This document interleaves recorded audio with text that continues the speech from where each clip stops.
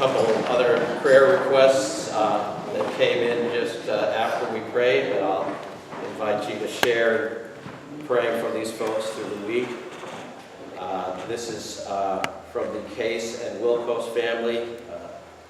Susan and Dave celebrate a new school year, and so proud of their grandson Cody, a junior who is taking high-level courses, on track to go to college. Amen. Amen. And prayers for Sue's sister Debbie as she continues to recover from back surgery, and prayers for the storm victims as well. Sister Joyce says today is her birthday, and she is thankful to God for adding another year in her life. So we celebrate with Sister Joyce.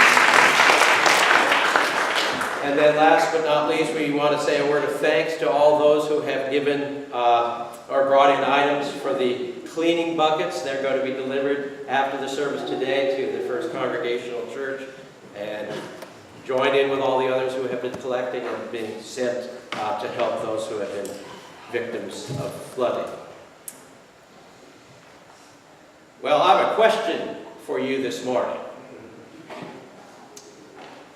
What are the two most commonly heard words from children pertaining to their siblings?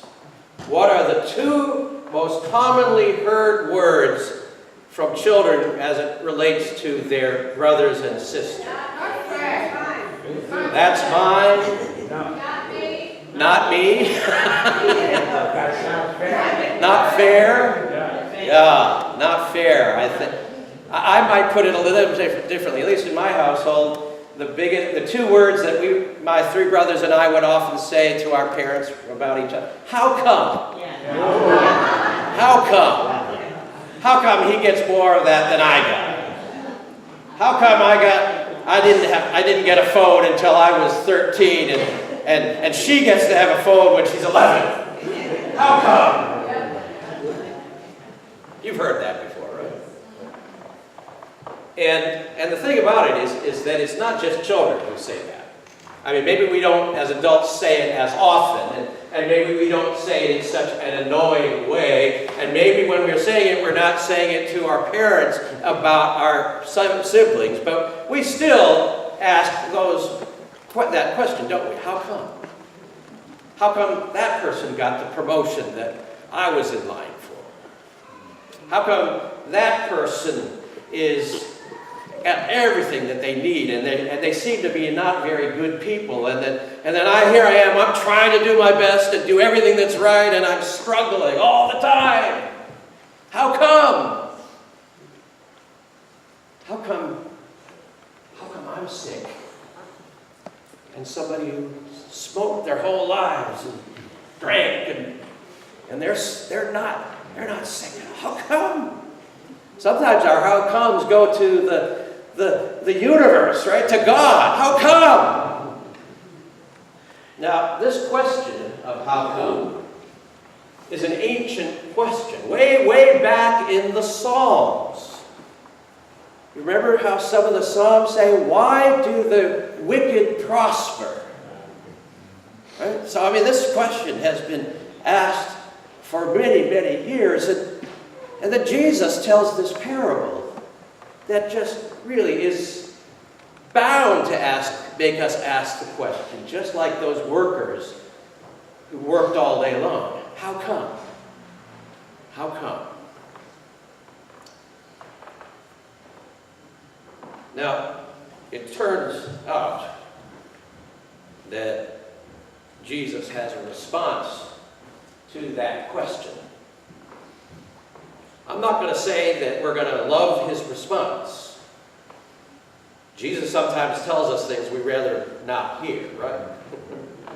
But if we can connect with the response that Jesus asks us to give, I guarantee you that you will have an experience of life that is more joyful, more meaningful, more peaceful within yourself than if you continue to get into the how comes this or that is happening in my life or somebody else's life. Okay? So stay with me. We just heard the parable, often called the parable of the laborers in the vineyard or the workers in the vineyard, but let's review it briefly.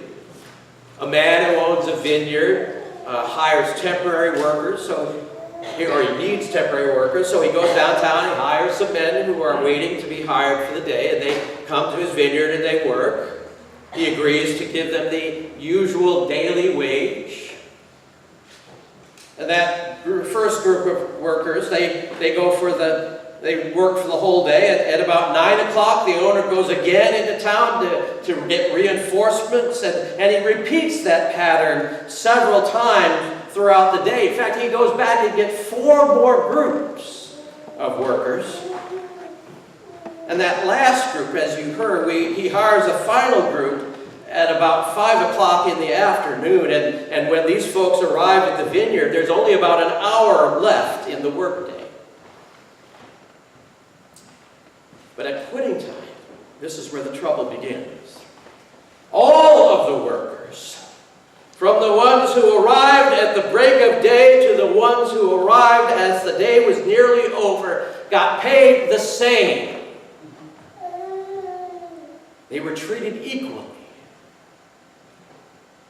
And for all of our talk about equality, when it really comes right down to it, I'm not sure how much we really like equality. You'll understand what I mean. Just like us, like we would have done, not at all surprisingly, this doesn't sit too well with most of the workers. There was grumbling and murmurs about injustice, indignation, and the inevitable "how come?" especially from those workers who had borne the heat of the day. You see, they thought that they deserved what they got more than the people who got the same amount for doing less. Do you ever hear that? I mean, in the world we live in today, in this country in particular, we're all into who's deserving, aren't we? Entitlement. Well, there's a downside to entitlement, because then when we see somebody else get the same entitlements that we do, we're jealous of them. I don't know about who you all. Have you ever heard somebody say, "Oh man, that person's on welfare. How come they got a phone?" Amen? Like they don't deserve it. Only certain people. And I should be able to decide who gets the phones and who doesn't, right? Because I know who's deserving and who isn't. And I have this innate sense within me of fairness that if I work hard for something, or I think I do, somebody who doesn't seem to work hard for something shouldn't get the same things that I do, right? People who arrive later, hear me? Some of y'all arrive later, right? People who arrive later shouldn't get some of the same things that the people who have been here for a long time. Amen? Amen.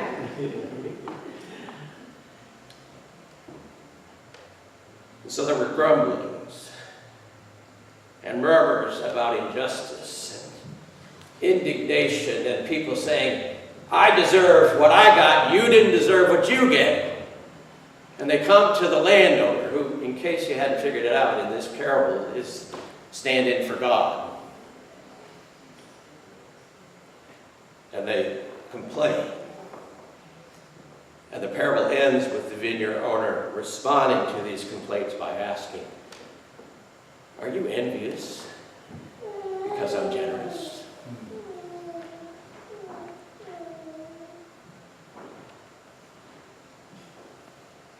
So, what's this strange and infuriating parable all about?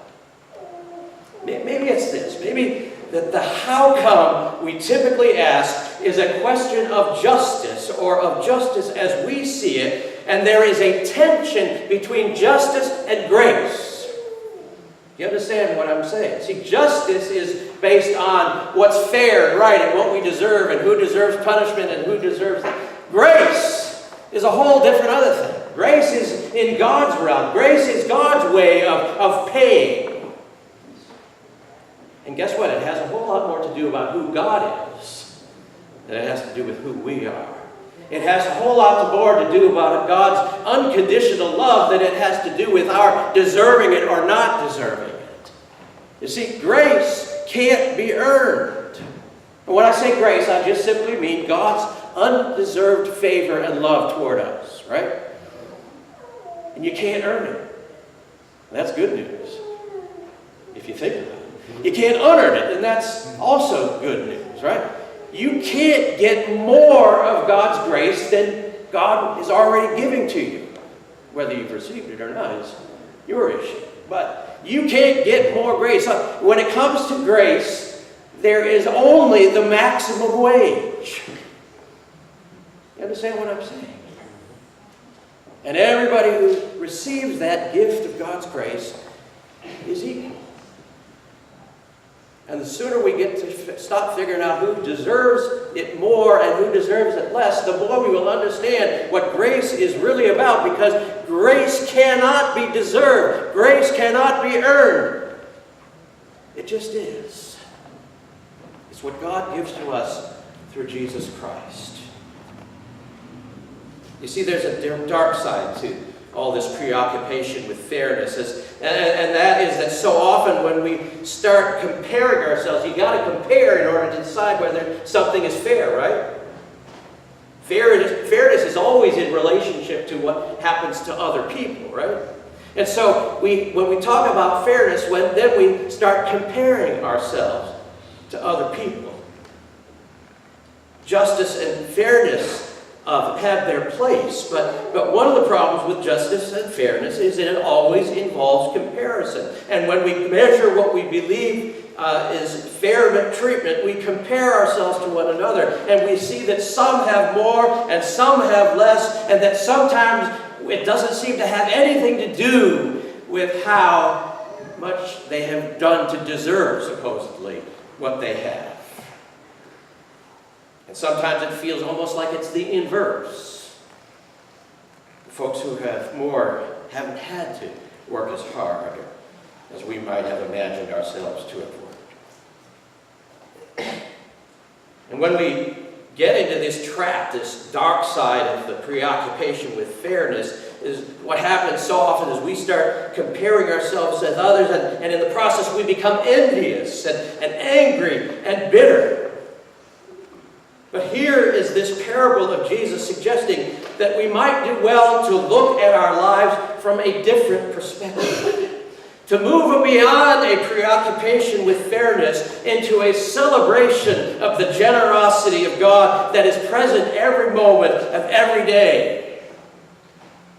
Maybe what this parable is all about is an invitation to view life not through the eyeglasses of justice, but rather through the eyeglasses of celebration and gratitude for God's grace and the generosity of God that is present every moment of every day. When we look at life through those eyeglasses, we may still ask the question, how come? But now the question becomes not a complaint, but an expression of awe and wonder. How come, oh God, there is something and not nothing?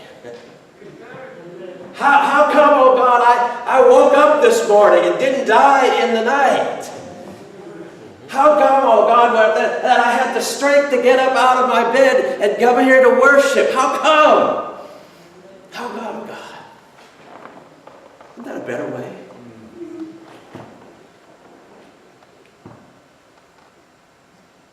You see, when we start all this complaining, what it makes us forget is that this very life, the very air we breathe, is pure gift.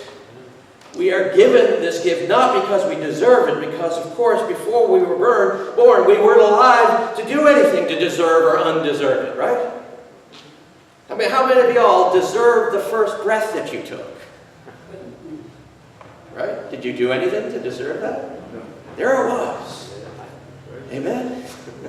There it was, and that's how life keeps going on. Even today, we're sustained by that same breath.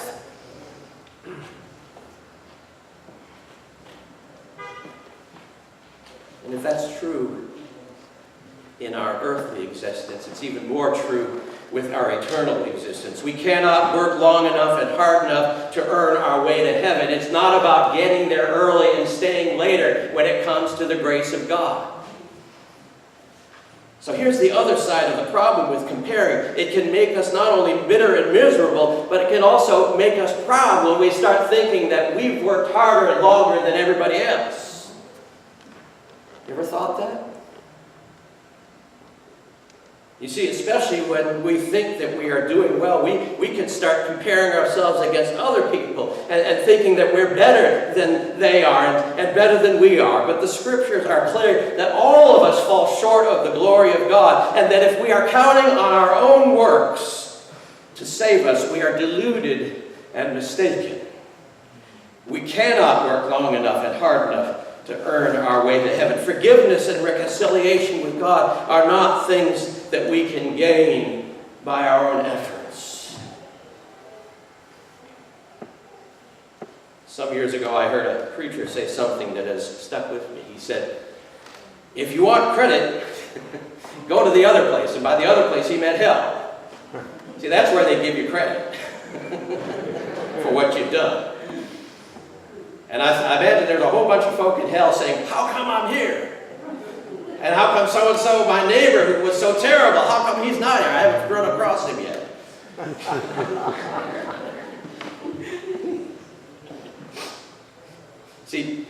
See, the whole question that comes when we rely only on ourselves and our efforts is the question of how good is good enough? And I don't know about you, but even the best things I do are somehow or another infected with my own desires and wants and need for strokes. And, oh, hey, look at that guy, didn't he? Got my picture in the paper for, running this walk for hunger or whatever. Isn't that cool?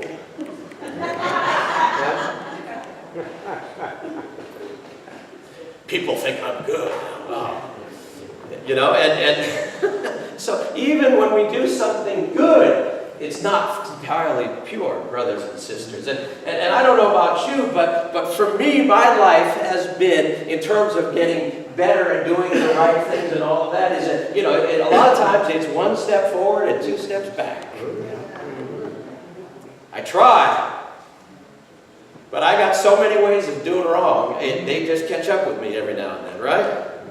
I reminded me of a prayer that I once came across. Maybe some of you know this one. It says, Dear Lord, so far today I've done all right. I haven't gossiped, haven't lost my temper, haven't been greedy, grumpy, nasty, selfish, or overindulgent. Thank you for that, Lord. But in a few minutes, God, I'm getting it out of bed. And then from then on, I'm going to need a whole lot more. So in that sense, we need to remember to thank God that we don't get what we deserve. But that only comes into play as we stop relying on our own goodness and open ourselves to God's love in Jesus Christ. When that happens, we enter into the arena of God's amazing grace. You see, there's no such thing there's no kind of grace that isn't amazing. If you want grace, you need to understand that it's like the air we breathe, a gift from God through Jesus Christ. Here's the bottom line. No matter who we are, no matter how we stack up against other people, not a single one of us gets what we deserve. But that's because we get more than we deserve. If it's all a gift, starting from our first breath and on into eternity. All of it is a gift from God, who owes us nothing, but who nonetheless chooses to pour out his maximum grace into the hearts of all who are willing to receive it. I can pass on to you this morning a fail-safe formula for living a miserable life, and that is to compare yourselves constantly to other people. Because you're always going to find somebody who's prettier than you, better looking than you, richer than you, more lucky than you, right? If we stay in touch with the common grace that surrounds us, even at 6 o'clock in the morning, if the workers had done that, if they realized that before they woke up, they could not have made work happen, but had to be invited to be working, if they had stayed in touch with that miracle alone, they would have found reasons to rejoice the whole day long, even when they were in line, getting their pay. But they didn't choose that grace, but instead started comparing themselves to others. And in doing so, they lost the ability to rejoice. They started looking at what others had instead of looking at what they had received. And along the way, the curse of envy turned the joy of the morning into the rotten resentment at the end of the day.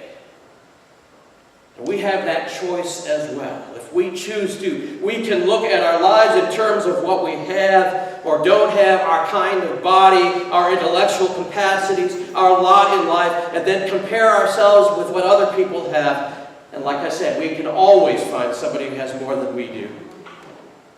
And we can justify that, our indignation, by being upset with all of that. We can say that life is not fair. If we compare ourselves to others, there is always things to complain about.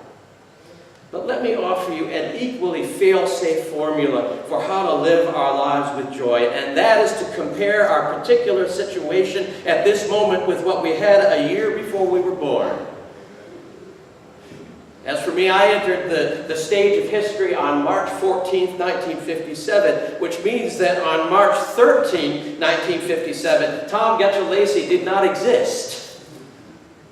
I had no body, I had no being, I had no more way of making myself a living being than those workers had to make work. And as soon as I stay in touch with the fact that my sheer birth is a miracle, that my life has been given to me as an incredible gift, then something deeper than justice becomes the way I experience this whole mystery of existence. And all I can say, Lord, is that as I look over my life, and as I see the ways that God has been directing my life, even in those times when I thought that God had left me far behind, I don't have time to compare my life to somebody else's. All I can do is give thanks to God that I'm here now and able to keep going. If we keep in front of us that life is a gift, we can stop comparing and begin to be generous with our lives, exactly as God has been generous to us. There's a story told by the old rabbis about a farmer who had two sons. And from the time that they were little children, their father took them out to the fields and taught them how to be farmers and how to work the land and how to raise animals. Well, eventually he became too old to work, and the two boys took over their father's chores, and they really enjoyed working with each other. So even when their father died, they decided to keep their partnership going, and each brother contributed what they could, and during every harvest season, they would divide what they had produced equally between them.